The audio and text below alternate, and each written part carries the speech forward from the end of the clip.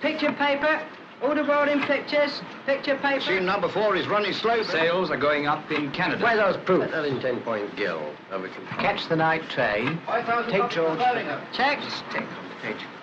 I told. Dear sir, your article on cats is a cruel trap. Circulation, 1.5 million. Picture paper, order rolling pictures, picture paper.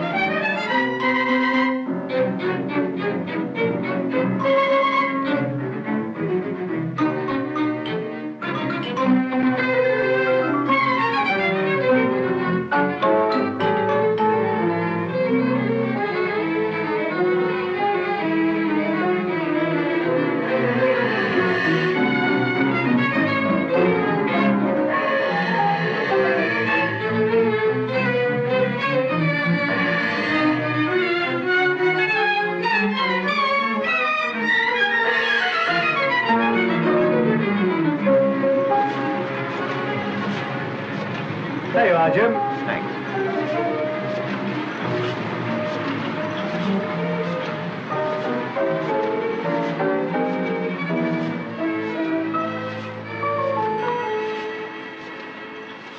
Hello, Mr. Parker, please. Oh, hello, Mona. Is Tom there? Well, tell him the first copy's off and I'm going through it, will you? Ask him to call me back. Thanks. Wedding in Normandy. The war against malaria. So George did get his micro photographs. How to plan your town? The Tunisian dancer. Very good.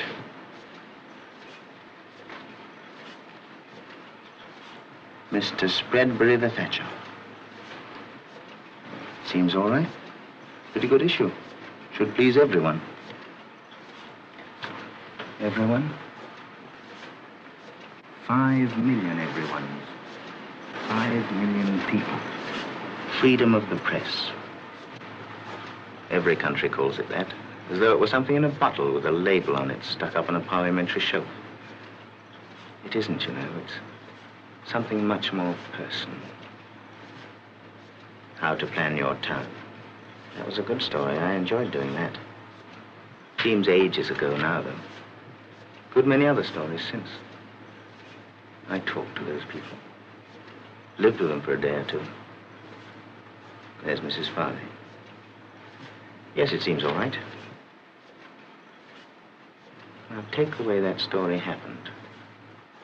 Tuesday, the usual editorial conference. Everybody was there, even the office boy. Morning, Mona. Good morning, Jim. It started already. Yep. What you said about the little ship story, George, you know. Too dark below decks. But the pictures turned out all right. Hello, Jim. Sorry I'm late. Got held up at the ministry. Just talking over the picture possibilities of some trick cyclists Hayward's onto at the local music hall. George is carping about light. You can't photograph an audience without lots of lamps. I'm always telling you. I think you're right, George. The story's no good. Even if it is Hayward's local music hall. The woman's feature. Well, what are we going to do for a light feature? What about that Tunisian dancer? How's that coming along, Grumpy? Here are some of the pictures. We'll have the rest tomorrow.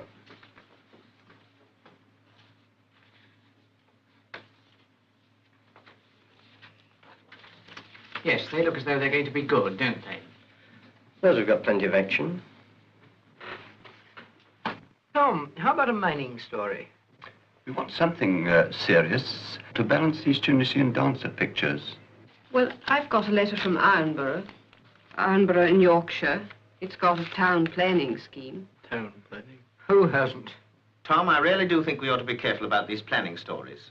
Yes, you know, someday, if these plans don't materialize, somebody will dig up a copy of the paper, and what'll they say? You see? Just another press stunt. And they'll have a right to. And we'll have a right to go for the politicians if they let us down. But look, meanwhile, we've got 5 million readers. They pay 4p a week to read what interests them. What interests them more than the way they live and the way they want to live? But you know as well as I do, Tom, the best of these plans, those worked out with the best intentions, are done in the ivory castles of council chambers. The people aren't there. But they are, Jim. The people must work out their plans if it takes another 20 years. I know something about this. Alva's got a fellow called Max Locke. He and a team of young experts are finding out what the people want, and not just telling them what the architects want. Sounds all right. Good. You go and see if it is. Tom, I've only just got back. Form your own judgment. If you can't see a story in Ironborough, there are a dozen other towns with plans. And at the end of it, well, we don't have to print a planning story anyway. All right. It's for you to say. Go to Ironborough, talk to these planning fellows, and talk to the people. Take George with you for pictures. If there's a story, bring it back. If not, enjoy yourself. Now, let's see. Kay, we haven't heard from you. I thought shoes, Tom. Tom, please send Holland. Enjoy yourself. Ironborough. Enjoy yourself. Ironborough. What did I know about Ironborough? What did I care about Ironborough? I hadn't seen the wife for days. This job, it's more than a job. But I wonder if there is a story in Ironborough. I wonder. Ironborough, Ironborough, all change.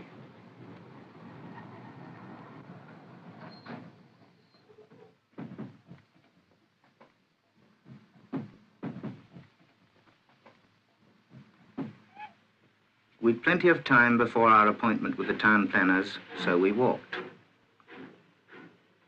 We found an industrial city, a bleak city, grown up with a mechanical heart.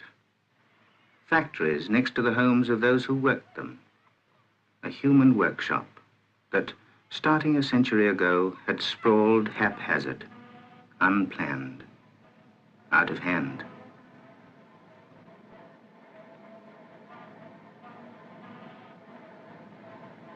So this was being altered.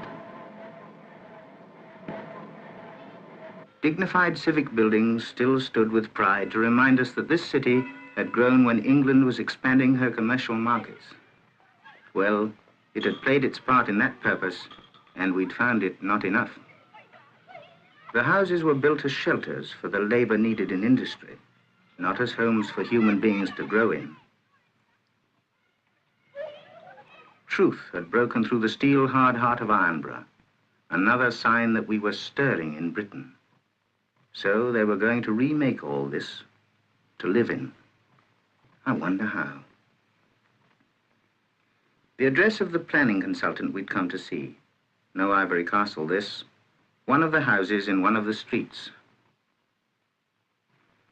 Max Locke and his team of planners, engaged by the Ironborough Council, had been living and working in Ironborough over a year. They were soon due to hand over their survey and suggestions. But first, I wanted to know how they worked, what they'd found out, how they'd found it. I started the ball rolling with a few questions. Fairly general yet, I had to size up my man. I asked him to tell me how this survey came into being. He explained that the local authorities were taking their post-war responsibilities seriously. He showed me some photos, done when the planners first came to Ironborough. The mayor and the town clerk at a meeting. Locke telling the Ironborough Council Planning Committee what he had in mind, and so on. He showed me his cuttings. They told me that the local press and the local people had at any rate been behind the idea of the survey. Locke said bluntly that he wanted as many as possible to be told about this, so that they would press their local government to plan against chaos. I began to feel some confidence in this man. He knew his subject. He seemed to know what I wanted. While I was getting my story, Locke had warmed up, enabling George to get some pictures. Well, I'd got the background of this story of a city reshaping itself, had met the man whose chief responsibility it was. Now I wanted to see the unit at work. Locke said, let's go to the planning room. As Locke had said, his assistants were all young people. In this room, they were putting onto maps the facts and figures collected by the research staff. On the unit were qualified architects, sociologists, and economists. Everything was put down on paper, on maps. Everything from the geological foundation of the city to the amount of smoke the people swallowed. Everything from the number of rooms in each house to the number of cars that drove along their roads, the number of bathrooms, how many children in each school, how many poor and how many rich, which streets were overcrowded, which underpopulated. Then I began to think.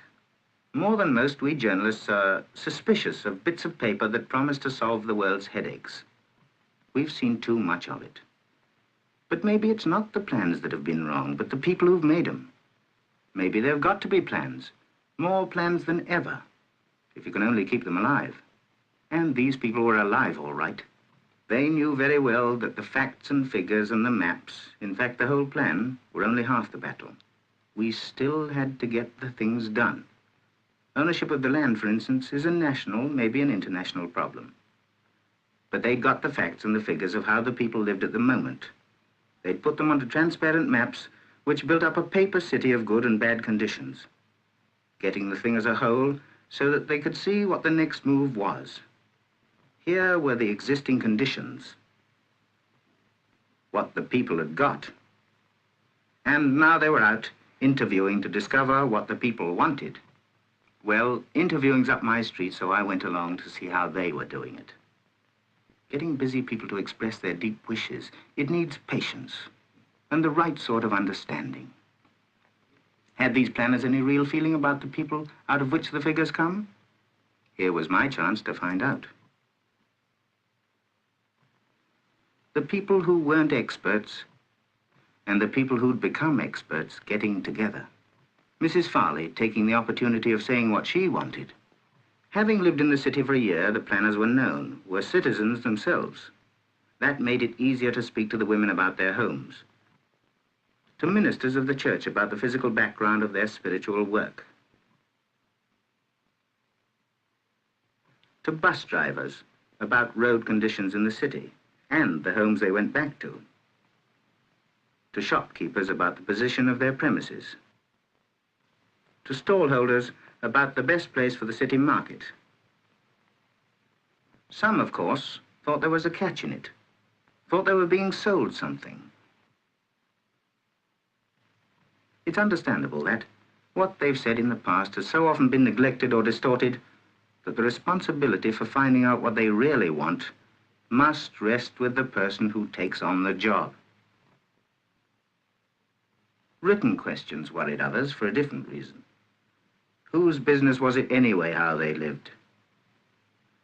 In areas of the town, schoolboys checked the amount of dirt in the air, and that's important with so many factories.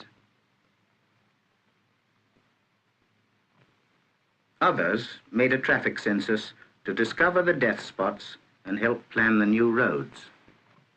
Yes, it was a good job I came to Ironborough, for here was a story I wanted to tell. All the information from the town citizens coming in and being collated. Paper facts, but each one the voice of people, saying what they wanted. More playgrounds, more parks, more and better schools, better sanitation, inside plumbing, better houses, more room.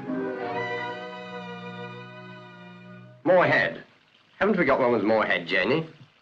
This is too far away. Well, there are the contacts. These are better. Yeah, much better. Let's have one of this. More action. Where are those reprints I ordered? Here they are. I was just trimming them. Hello, Grumpy. Hello, Tom. Just looked in to see how the Ironborough story's getting on. Well, I've had a couple of shots at it. Good. Let's have a look. That's one. This one, I think, is too regular. Yes, I think it is.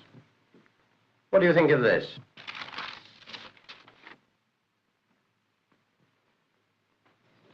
Well, now, that might be a bit too irregular. Mm-hmm. I thought of putting the outdoor surveyors here. And the indoor planners there to balance it. That's it. I think it's a 3-page story, starting on a facing page, with a crane picture on the right. But what are we going to call it?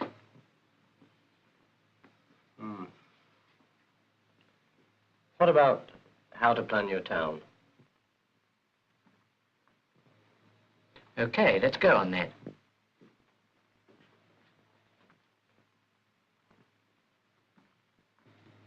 How to plan your town. Yes, I like that. Turned out better than we expected. Makes a good contrast to the Tunisian dancer story, I think. That's a good picture, you know. Island and the people. What about getting a little more emphasis on this picture by layering and adding to the top? What do we lose? 2 lines of the caption. I suppose we can square the caption writer. Well, the picture is much more important, I think. You're right. That might make a good cover, you know. Yes, it might.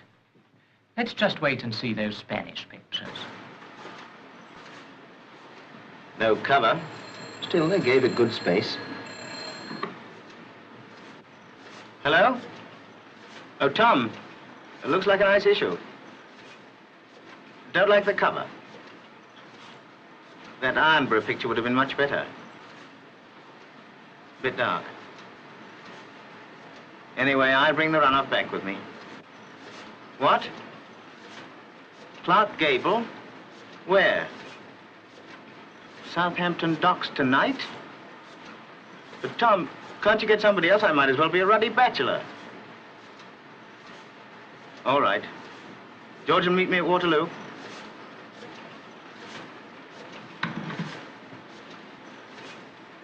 Film actors.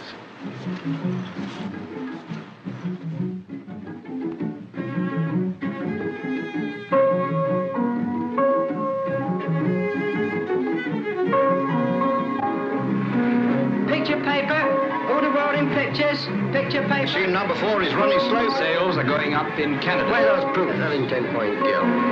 Catch the night train. Take George. Checks. Stick on the page. I told you. Dear sir, your article on cats is a cruel threat. Circulation, 1.5 million. Picture paper, order rolling pictures, picture paper.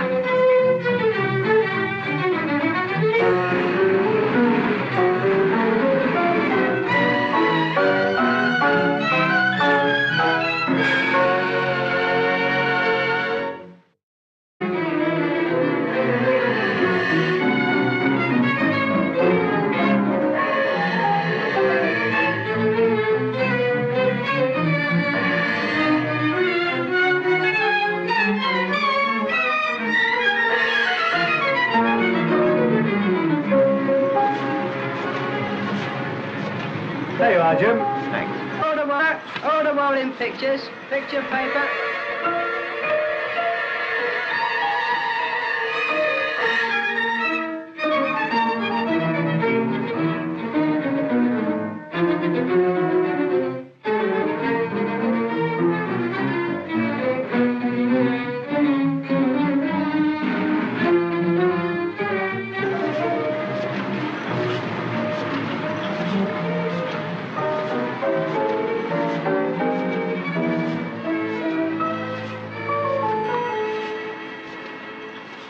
Hello, Mr. Parker, please. Oh, hello, Mona. Is Tom there? Well, tell him the first copy's off and I'm going through it, will you? Ask him to call me back. Picture paper, order rolling pictures, picture paper. Machine number 4 is running slow. Sales are going up in Canada. Why those proof? That in 10-point gill. Catch the night train. Take George. Checks. Stick on the page. I told you. Dear sir, your article on cats is a cruel trap. Circulation, 1.5 million. Picture paper. Oh.